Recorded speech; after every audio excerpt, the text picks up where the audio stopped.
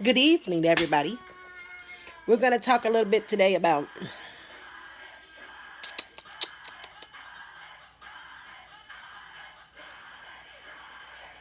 I guess, drugs.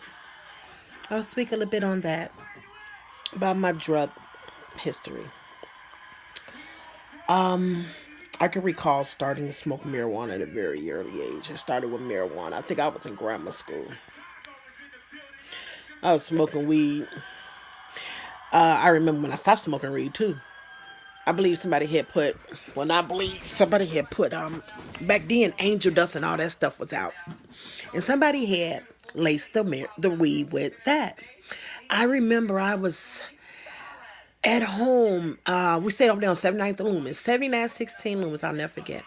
And the way the front of the house was made up top in my bedroom, it was two windows. I remember sitting out there on the roof thinking I can freaking fly. I was going to jump. Taught my ass a lesson real quick. I mean, it was just a mess. I just couldn't believe it. Yep. So then the weed going and found myself, I started partying about 17. I started hitting the clubs. So there's the liquor because I'm drinking. So I'm drinking at 17 and I don't think I dipped with weed in after that anymore. But I started drinking and stuff. I believe I was about 20 when I first started cocaine. I was about 19, 20 years old. I remember I would toot cocaine first. And, yeah. Wow. That's a lot. I just thought about that. I was about 19, 20 years old. I was tooting cocaine. The very first time I started smoking cocaine, I had allowed my sister to come to my house to get high. I'm in the house cleaning up. My house was a mess at this time. And she was in my bedroom. I walked in on. She was like, "Here, this for you for letting me come over." She had gave me a nice little package. So I took a couple of, a one and one as they called it back then. And I'm looking at her smoke, and the bowl of the pipe had clouded up. Back in these days, y'all, I mean, wasn't no smoking out of antenna, can, and all this. You had a bowl, you had a real cocaine pipe, and all this. You use grain alcohol. I mean, this is, So I'm like, ooh, that looked pretty. In my head, I'm like, that looked like the cloud. I wonder, can I be free? I wanted to be free. I was trying to find a way to be free.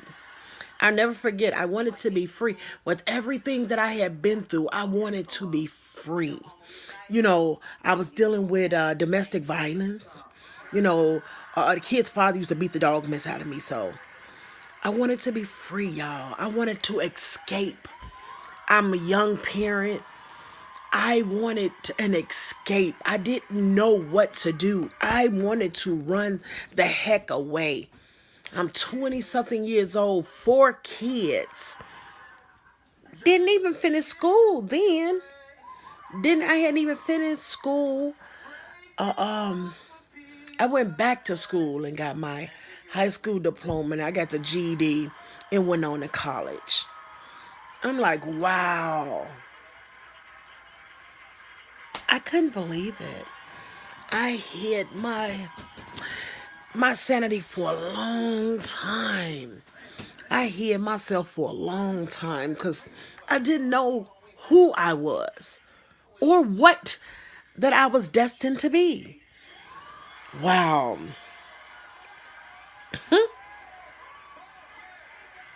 So every now and again, I would mess around with little drugs here and there, doing my little thing as I thought. You know, the devil had a hold on me, y'all. The devil had a hold. Didn't know that God had a greater hold. Oh, wow. So, like I said, back and forth doing this. I did this for years. I mean, years. If I'm be honest, I've been clean now almost 4 years from heroin and cocaine. Yeah. The 12 steps and everything work for some people. I don't believe in that. I believe that you put it in your mind and you ask the man upstairs for help and you get it. But you have to do the footwork. You have to try. You have to mean that you don't want to do it anymore. That's what I believe. Some 12 step, the NAAA, I'm not knocking none of that. That wasn't for me. I don't believe some of the things that they believe. I don't believe in all of that. So, we okay. We talk a little bit about the abuse in my life. My kid's father was the only man that ever put his hands on me. I ain't play that.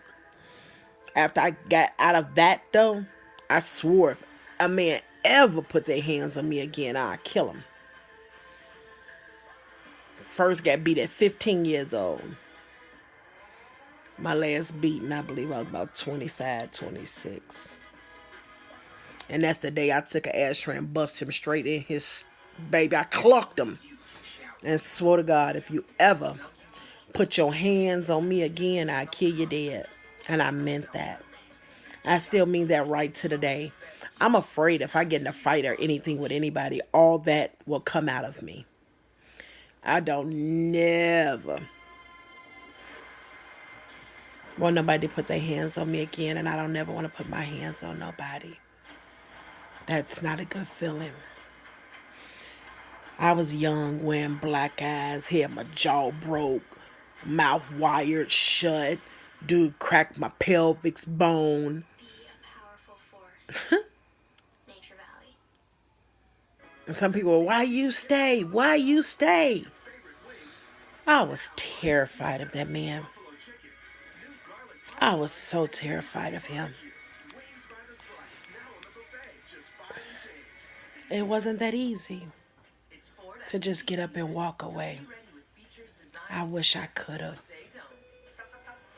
But you know what, y'all? It's made me who I am today. It helped me be who I am today. So I'm okay with it. My past is just that. It's my past. It's mine. No, me. By me telling it, if you choose to pick it up and use it to your advantage, that's on you. That's my past, which is garbage. And it don't mean me any good. I've already lived it. So if you want to live it, you can. You can say whatever you want to say.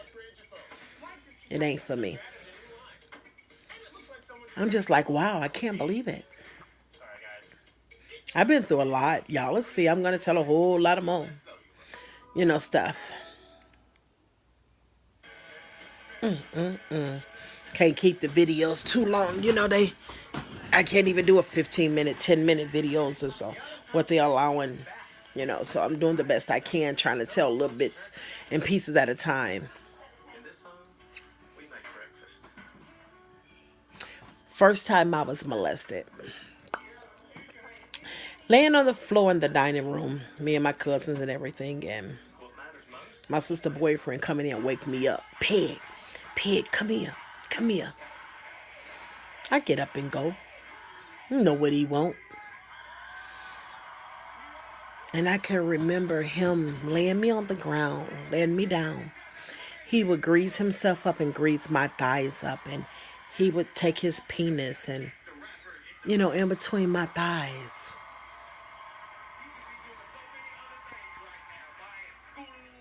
He would make me touch him. He would rub himself all over me, in my private area and everything.